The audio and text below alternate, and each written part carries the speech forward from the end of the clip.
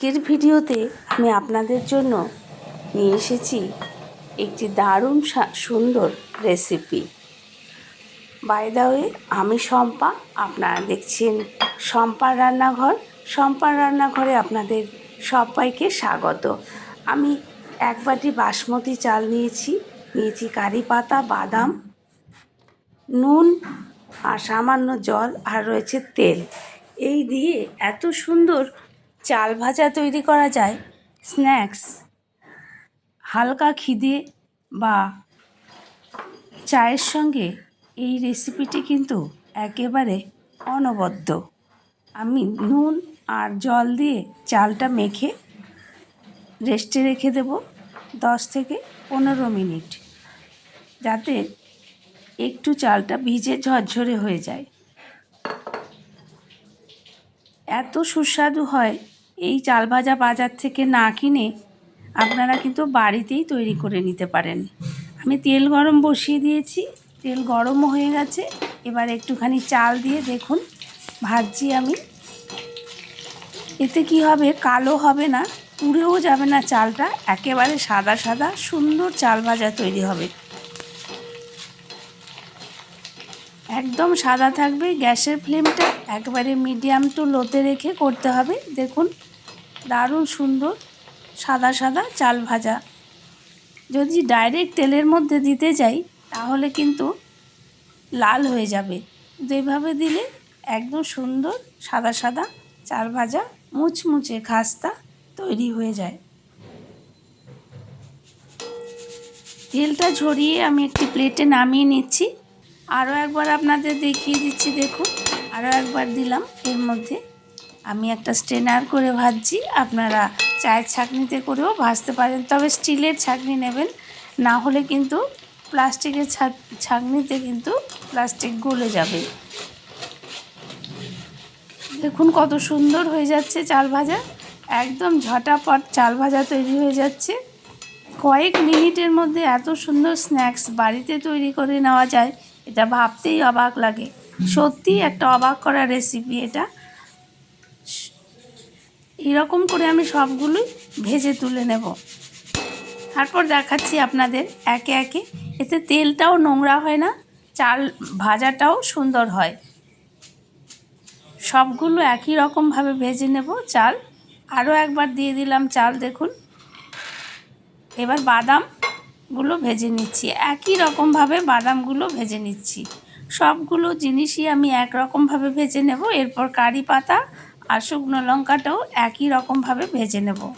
সবগুলো চাল আমার ভাজা হয়ে গেছে।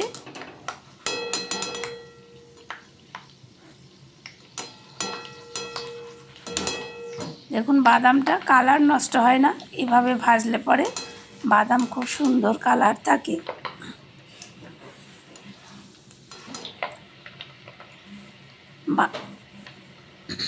বাদাম ভাজাও হয়ে গেছে,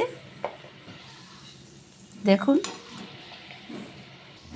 কত ইজি প্রসেসে বাড়িতে একটি সুন্দর খাবার তৈরি করে নেওয়া যায়, এবং কম সময়ে খানিকক্ষণের মধ্যেই কিন্তু এই রেসিপিটি তৈরি হয়ে যায়।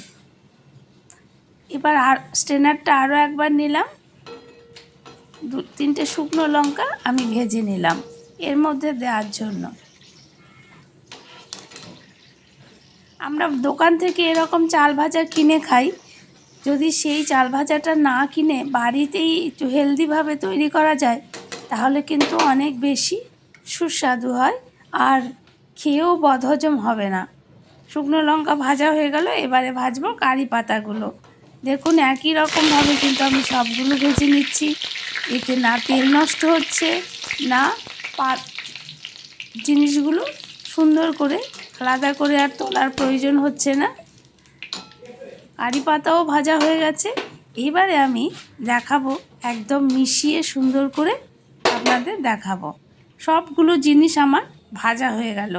এবারে আমি নিয়েছি বিট নুন, দেখুন বিট নুন নিয়েছি। আপনারা চাইলে আবারও সাদা নুন দিতে পারেন, তবে নুন যেহেতু আগে মাখা হয়েছে আপনারা কিন্তু পরিমাণ বুঝে দেবেন। একটু শুকনো লঙ্কার গুঁড়ো নিলাম, আপনারা চাইলে এর মধ্যে একটু চাট মশলাও মিশিয়ে দিতে পারেন। তাহলে কিন্তু আরও ভালো লাগবে। আমার কাছে চাট মশলা ছিল না, তাই আমি চাট মশলা নিলাম না, শুধু বিট নুন আর শুকনো লঙ্কার গুঁড়ো ভালো করে মিশিয়ে এর মধ্যে দিয়ে আমি ভালো করে মেখে নেব। দেখুন তো কত সুন্দর চাল ভাজা তৈরি হয়েছে, দেখতে কত সুন্দর লাগছে, সাদা ধপধপে। এর মধ্যে ছড়িয়ে দিলাম, এবার নেড়ে চেড়ে মিশিয়ে নেব।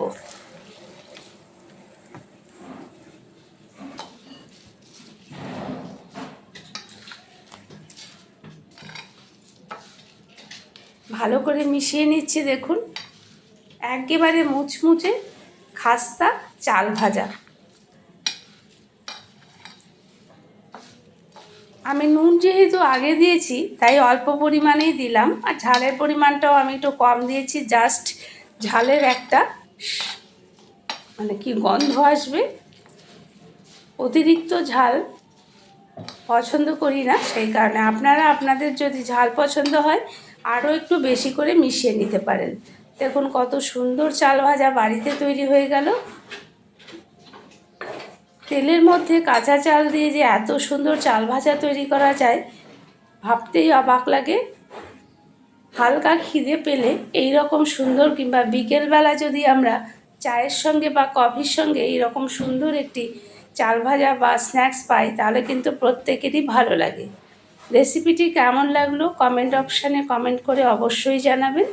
যদি ভালো লাগে একটি লাইক অবশ্যই করবেন, আর চ্যানেলটিকে এগিয়ে নিয়ে যাওয়ার জন্য আপনারা চ্যানেলটিকে সাবস্ক্রাইব করে বেল আইকনটি প্রেস করে চ্যানেলটির পাশে থাকবেন। আত্মীয় বন্ধুবান্ধবের মাঝে অবশ্যই ভিডিওটিকে শেয়ার করুন, যাতে ভিডিওটিকে আমি এগিয়ে নিয়ে যেতে পারি। নমস্কার, আপনারা এতক্ষণ দেখছিলেন শম্পার রান্নাঘর। ভালো থাকবেন সকলে। ধন্যবাদ সবাইকে।